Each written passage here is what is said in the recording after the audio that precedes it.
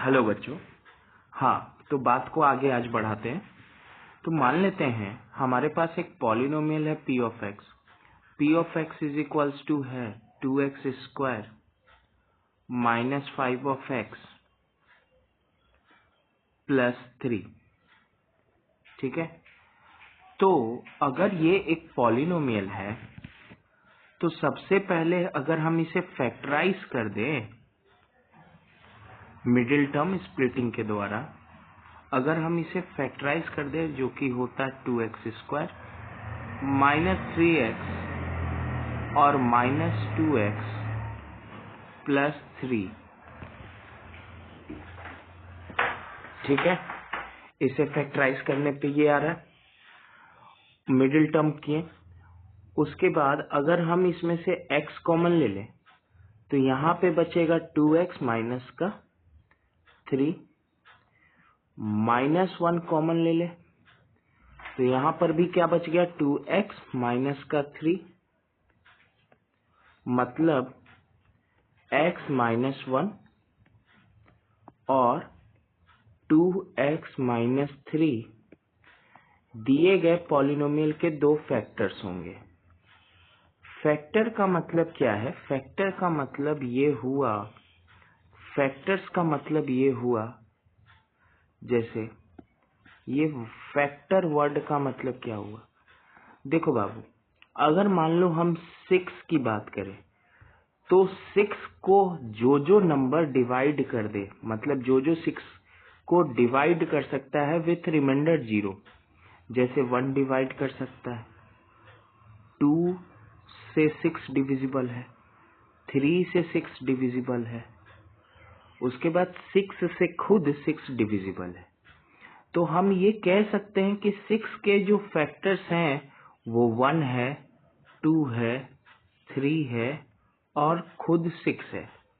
बिल्कुल उसी तरीके से जो हमारा पॉलिनोमियल है पी ऑफ एक्स, जो कि था 2x square minus 5x plus 3, इसके दो फैक्टर्स हो गए x माइनस 1 और दूजा 2x माइनस 3। इसके ये और ये फैक्टर्स हैं। अब फैक्टर्स के मदद से ही पॉलिनोमियल के जीरोस फाइंड किए जाते हैं।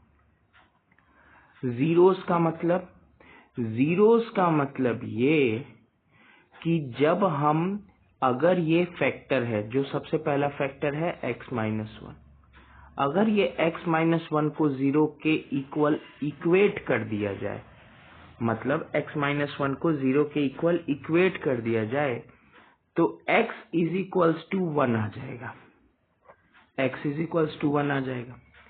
और उसी x इज इक्वल्स टू 1 के जगह px में, px क्या था? तो px था 2x square minus 5x plus 3 था। उसी x के जगह पे अगर हम 1 को रख दे तो 2 1 का स्क्वायर माइनस 5 इंटू 1 प्लस 3 हो गया, मतलब p ऑफ 1 पे जो वैल्यू आएगा वो आएगा 2 माइनस 5 प्लस 3, मतलब p ऑफ 1 पे वैल्यू जो आया पॉलिनोमियल का वो 0 हो गया। तो क्योंकि 1 x के जगह पे हमने 1 रखा, तो x के जगह पे हमने 1 रखा, तो इसे सॉल्व करने के बाद पूरे पॉलिनोमियल का वैल्यू जो है 0 आया, इसीलिए 1 is a zeros,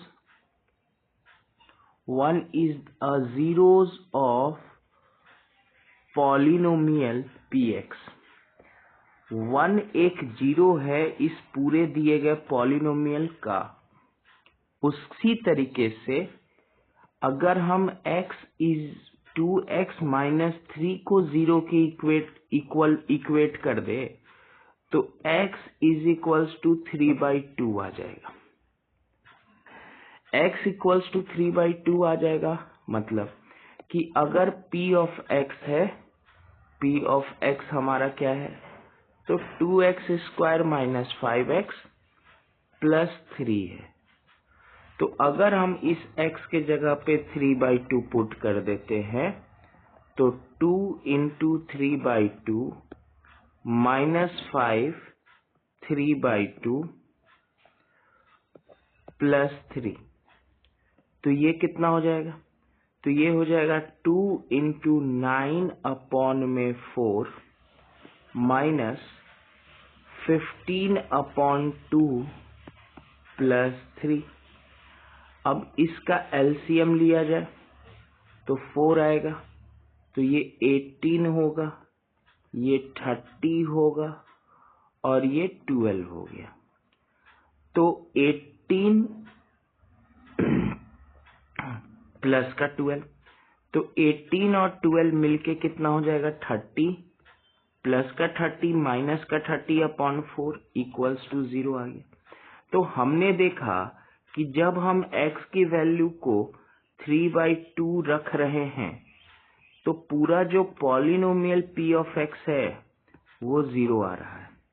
इसका मतलब ये है कि ये जो x की वैल्यू 3/2 है ये एक दूसरी जीरोस हो गई पॉलिनोमियल की, मतलब जीरोस ऑफ px हो गया।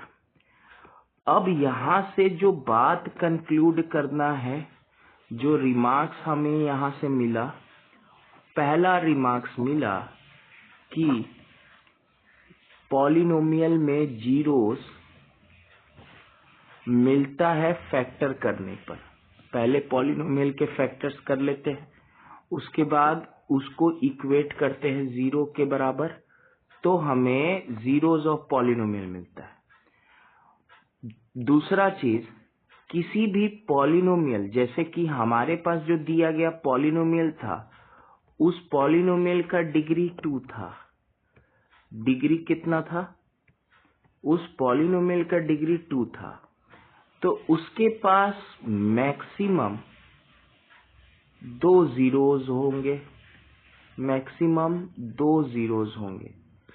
कहने का मतलब ये है कि जितने भी पॉलिनोमियल का डिग्री होगा, पॉलिनोमियल का जितना डिग्री होगा उतने ही उसके पास जीरोस होंगे, या उससे एक कम हो सकता है या हो सकता है एक भी जीरोस ना हो।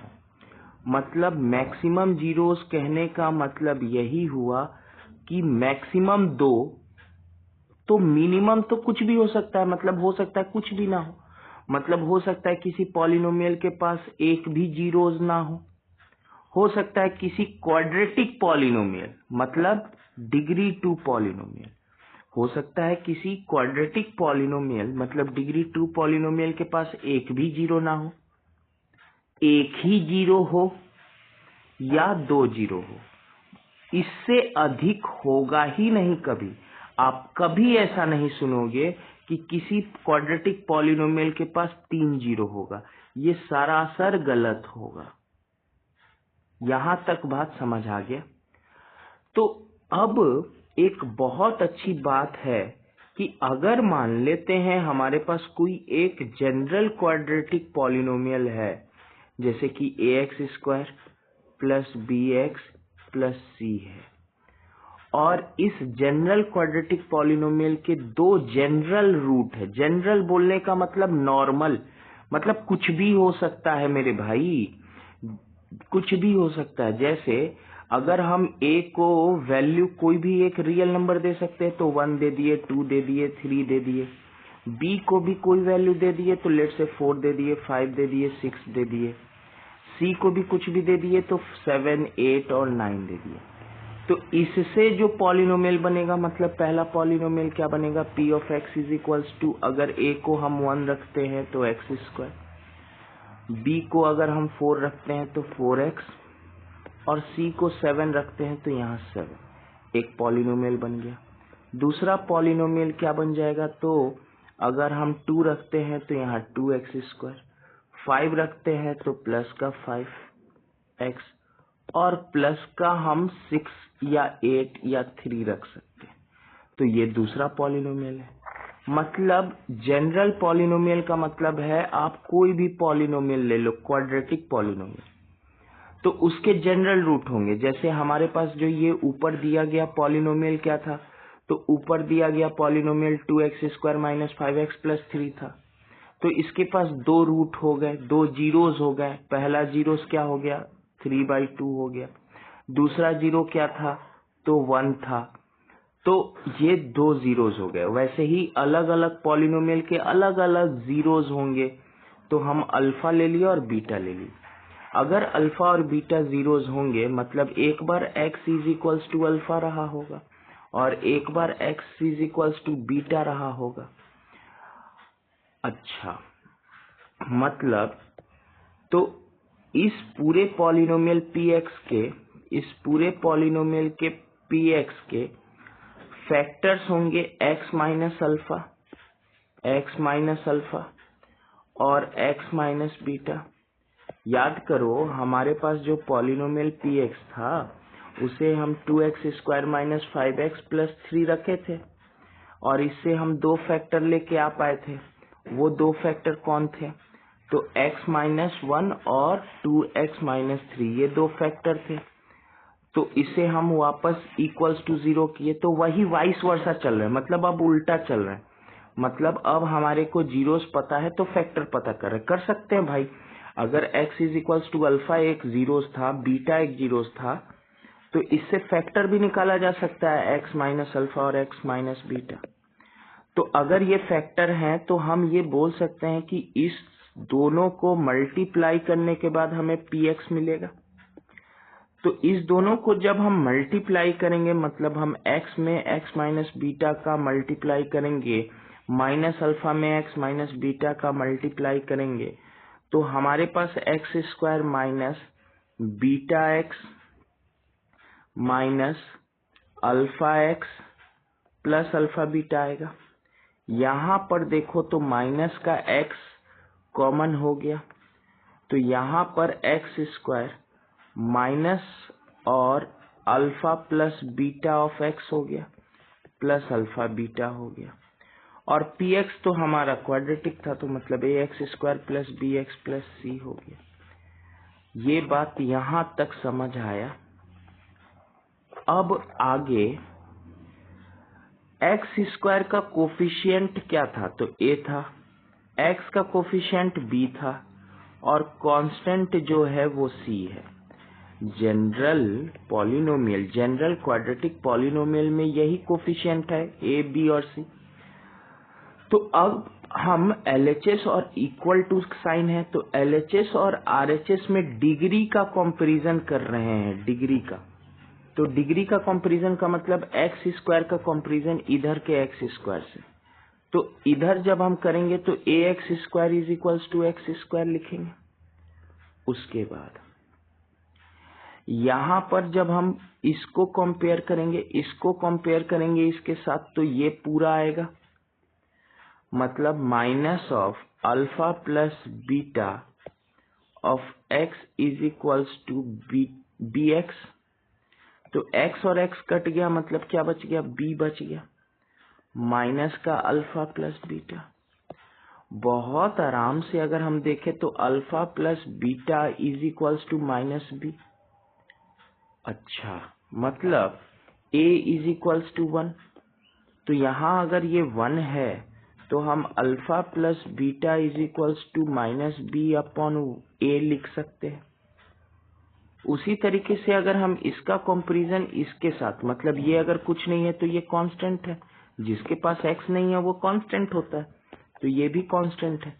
तो मतलब अल्फा इंटू बीटा c/1, मतलब अल्फा इंटू बीटा c/a बोल सकते हैं। अब अल्फा और बीटा क्या था, तो अल्फा और बीटा दो रूट थे, मतलब अल्फा जो हो गया और बीटा इस दोनों का सम है ये, मतलब ये हो गया सम ऑफ रूट। ये क्या हो गया, सम ऑफ रूट हो गया, सम ऑफ जीरोस। सॉरी, पॉलिनोमियल जब भी होगा तो जीरोस, सम ऑफ जीरोस। तो सम ऑफ जीरोस क्या हो जाएगा, माइनस बी क्या था? तो बी था सर कोफिशिएंट ऑफ एक्स था। देखो बी कोफिशिएंट ऑफ एक्स था, तो कोफिशिएंट ऑफ एक्स, और ए क्या था? तो कोफिशिएंट ऑफ एक्स स्क्वायर था। उसी तरीके से यहाँ पे प्रोडक्ट हो गया, मतलब दो रूट को मल्टीप्लाई कर रहे हैं मतलब प्रोडक्ट, तो ये हो गया प्रोडक्ट। तो प्रोडक्ट ऑफ जीरोस जो हुआ वो क्या हो गया? कांस्टेंट, और अपॉन में कोफिशिएंट ऑफ एक्स स्क्वायर। तो बेसिकली हम लोगों ने आज इस लेक्चर में रिलेशन कंप्लीट किया, relation between coefficient and zeros कर लिया।